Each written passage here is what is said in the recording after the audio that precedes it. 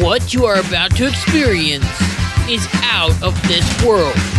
Politics, history, and of course, a lot of entertainment. It's time to rock it with the Docket. Hey, what's going on, everybody? It's Kyle Dockery with the Dockery Docket. We are here with our very 142nd episode of the Dockery Docket. I'm excited to be here, and I hope that you are excited to be here as well.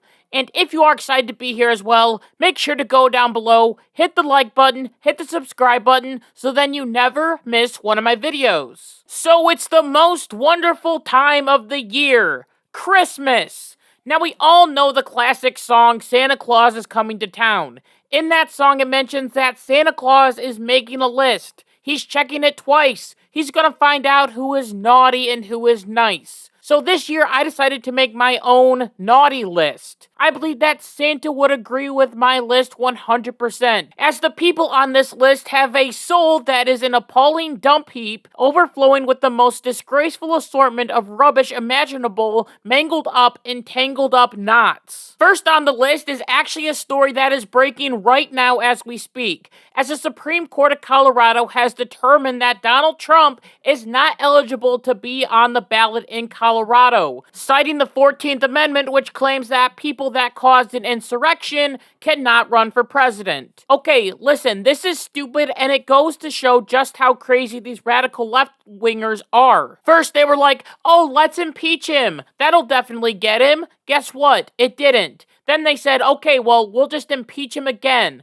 That didn't work. Okay, what if we charge him for everything under the sun? And guess what? That didn't work either. These people can't get rid of Donald Trump. So what did they do? Ban him from being on the ballot. The same people that were crying and complaining about, oh, our democracy's at stake. Oh no, we're losing our democracy. Oh no. Are the same people that are on Twitter right now supporting this idea that Trump should be taken off the ballot. And to be honest, it scares me because what if more states start to do this? What if enough states ban Donald Trump, it makes the election impossible for Trump to win? Does this make the election free and fair? No, it doesn't. And on Twitter, I was commenting and doing all that stuff. You should follow me on Twitter, by the way. And someone commented, well, the Republicans can just pick another person. I don't think this person or anyone else understands how these Democrats work. They are already claiming that Ron DeSantis is worse than Donald Trump.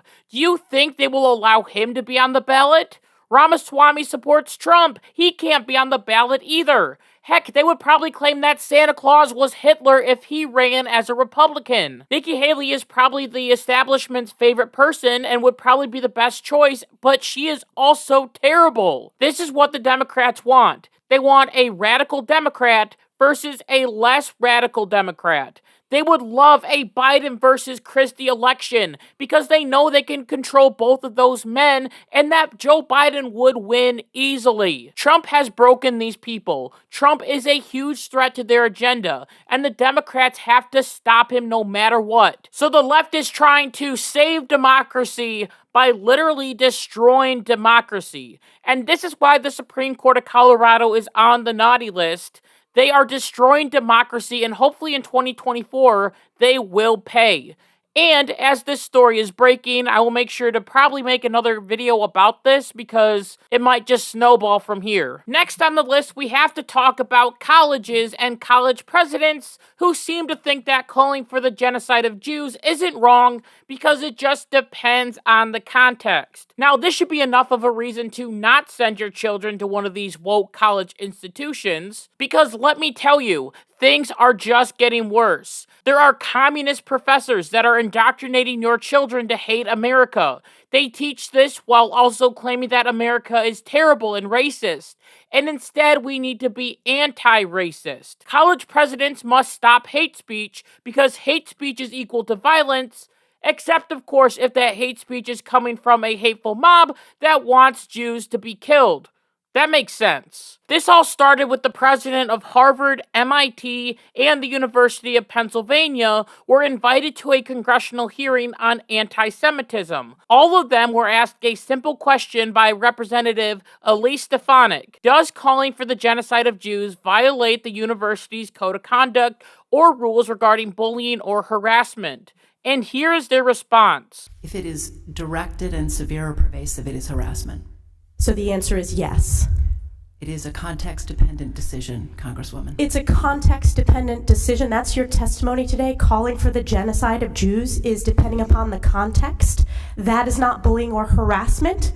This is the easiest question to answer yes, Ms. McGill. And Dr. Gay, at Harvard, does calling for the genocide of Jews violate Harvard's rules of bullying and harassment, yes or no? It can be, depending on the context. What's the context?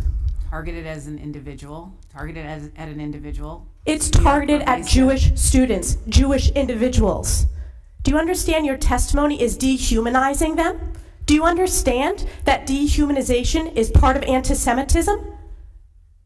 So the answer is yes, that calling for the genocide of Jews violates Harvard Code of Conduct, correct? Again, it depends on the context. It does not depend on the context. The answer is yes, and this is why you should resign. These are unacceptable answers across the board.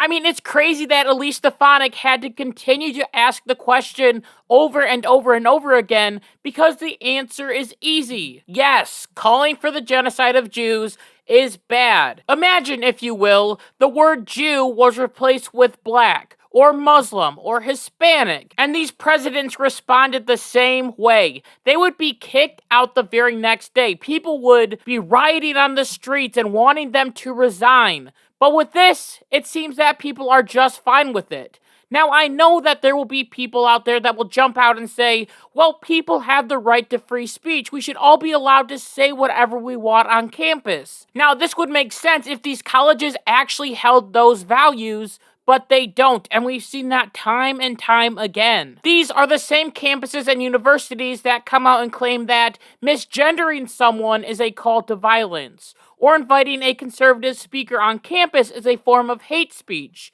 and can cause violence. You know what else can cause violence? Calling for the murder of people just because of their race. These colleges have not been consistent, and therefore I don't think they deserve the defense of freedom of speech. And after this whole ordeal took place, the president of UPenn resigned after first apologizing and blaming the university's policies, and once again blamed freedom of speech, as she said, "At that moment, I was focusing on the university's long-standing policies aligned with the U.S. Constitution, which says that speech alone is not punishable. This is hypocritical, and everyone knows it. We know that this president, along with other campuses, don't care about free speech at all. All that they care about is pleasing their woke mob that would burn down the college if they were to have said otherwise." Along with that, the president of Harvard also came out and apologized, claiming that she got caught up in what had become at that point an extended combative exchange about policies and procedures, and she also claimed that I failed to convey what is my truth. It makes me sad. There is no such thing as my truth. There is only the truth. And if your truth just so happens to be that genocide against Jews is fine in context, then I don't think that this person should be leading Harvard. She should be fired. But she is staying as the president of Harvard, even though she is now getting caught up in a plagiarism scandal,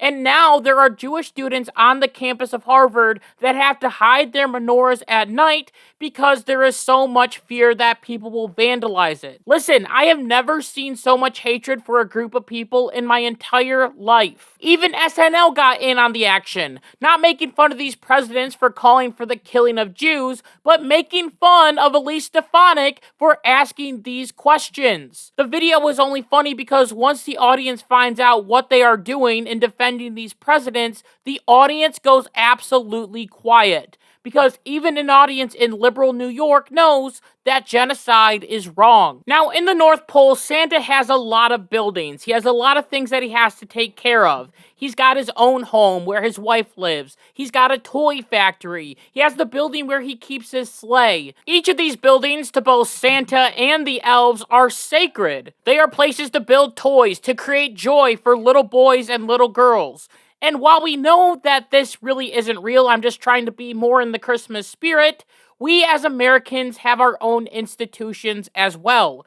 And the thing is that there is this idea that our institutions right now are under attack, and different places that were once seen as sacred to American citizens are now being corrupted and mocked for the whole world to see. Now, I will be honest with you, just like with the whole Chinese spy balloon scandal, there are some stories in the news that make me laugh, shake my head in despair, and wonder, is this really real? Yes, it is real, as the Daily Caller released a video of two men having sex in the hearing room of the United States Senate. Oh, that's nasty. This video was everywhere on X, and sometimes it wasn't censored, so yes, I've had to bleach my eyes about 6 times. This would be like the Grinch going into Santa's toy shop and painting everything red. It would ruin everything, and it would destroy the institution and Christmas. And this is really what these people think of our institutions. They don't care that this is a house of decency and democracy. Instead, these people make fun of things that used to be sacred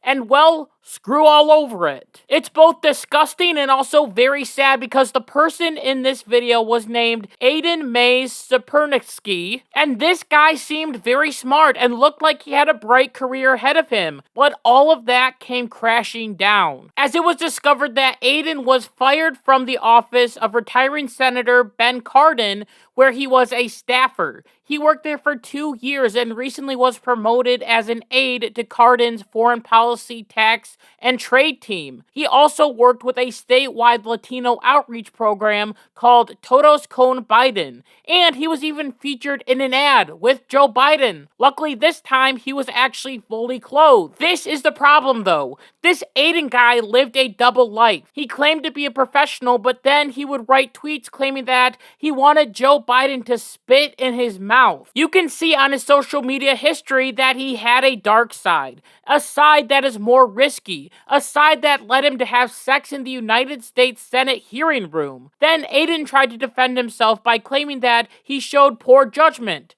Yeah, you can say that again, buddy. Along with that, he wrote on his LinkedIn page, "I love my job and would never disrespect my workplace. Any attempts to characterize my actions otherwise are fabricated, and I will be exploring what legal options are available to me in this matter." Right now, the Capitol Police are looking into charging both of the people that did this act with crimes. But my question is, where on earth were they? You know, this is the Senate building. You would think that there'd be cameras everywhere, and that someone would have rushed in and made sure that these men stopped the act before it got worse. But now the cleaning crew has to come in with a flamethrower and make sure everything is clean before the next Senate hearing. Thanks a lot, Capitol Hill Police. And I don't even think they found the second guy, which is ironic because they can find a grandma that was there on January 6th, but they can't find a guy doing inappropriate things to another guy in the Senate chamber with all the cameras. Speaking of ironic, Senator Ben Cardin,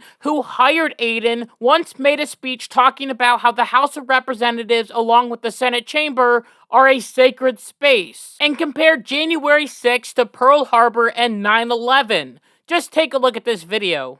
January the 6th, like December the 7th and September the 11th, is a date which will live in infamy.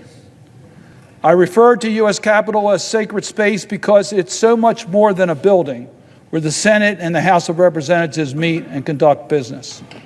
It is the embodiment of our ideals, our aspirations, and hope, not just to Americans, but also to all of humanity.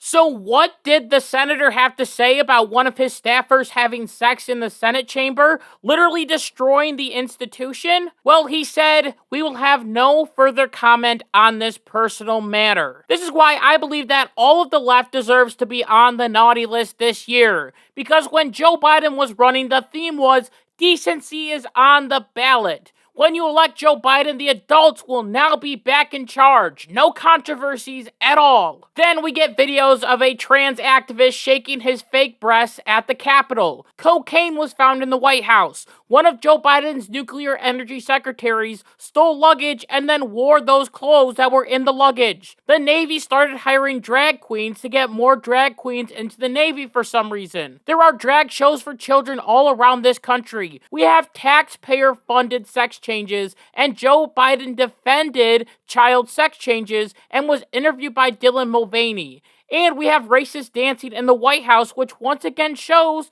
that these people don't care about our institutions at all. As I know that Santa does not support racism. As in the classic song Here Comes Santa Claus, it is claimed by the singer that Santa knows we are all God's children, and that makes everything right. As ever since I wrote about the whole Chiefs blackface kid scandal, I have been seeing more and more racism. As there was a recent video that was released by the White House celebrating the Christmas season.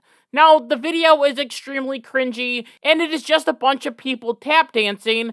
I don't know, it just looks strange. People were saying that it was giving them Hunger Game vibes, which I can definitely see. However, I don't care about the people dancing or the decorations. I care more about the people that were tap dancing. They were a part of a group called Dorrance Dance, which on their website have promoted radical left things, like encouraging readers to sign a petition to support the defunding of the Minneapolis Police Department and also defunding and redistributing the New York City Police Department money and get them out of public schools. Along with that, their website also supports what these colleges are supporting, which is Free Palestine.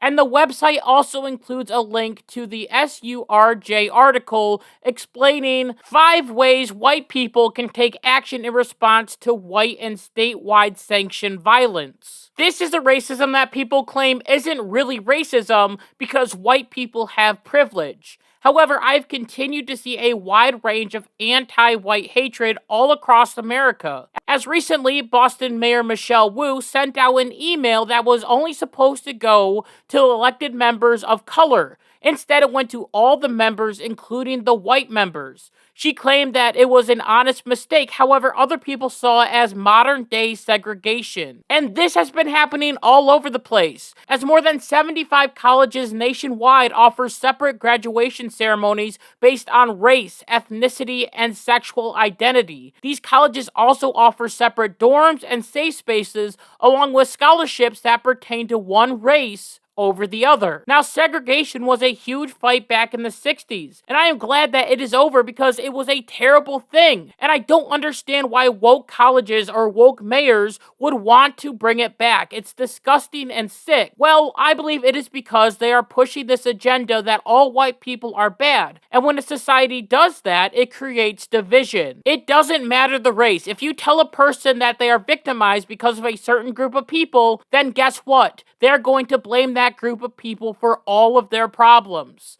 This is why we have different TV shows and movies that are pushing this agenda. As there's a new show that is coming out called Leave the World Behind. There's a scene where the couple is laying in bed and the wife says, "I'm asking you to remember that if the world falls apart, trust should not be doled out easily to anyone, especially white people." Now, is this supposed to separate us or join us together? Along with that, there is another movie coming out called The American Society of Magical Black People, which claims that the most dangerous animal on the planet is white people. Once again, is this drawing us closer or separating us more by race? Listen, all I want for Christmas this year is for everyone to realize that even though there are people with different ideas or skin color, God still sent his son down to earth to die for all of us. Christmas should be a time for joy and happiness no matter what race you are or what holiday you celebrate. Even though the presidents of these colleges, Joe Biden and Hunter Biden, the people that hate our institutions, the entire left, and the races that are trying to separate us, and of course the people that want to destroy Donald Trump are all on the naughty list, there are far more people that are on the good list. People that want to do the right thing. People that believe there is still good in the world. and want to make the world a better place. And with that, I just want to thank you so much for listening to this episode of the Dockery Docket. Thank you for another great year of Dockery Docket fun, and we'll be back here in 2024 with more exciting videos. But until then, like my mom always says, be good, be kind, be loving, goodbye.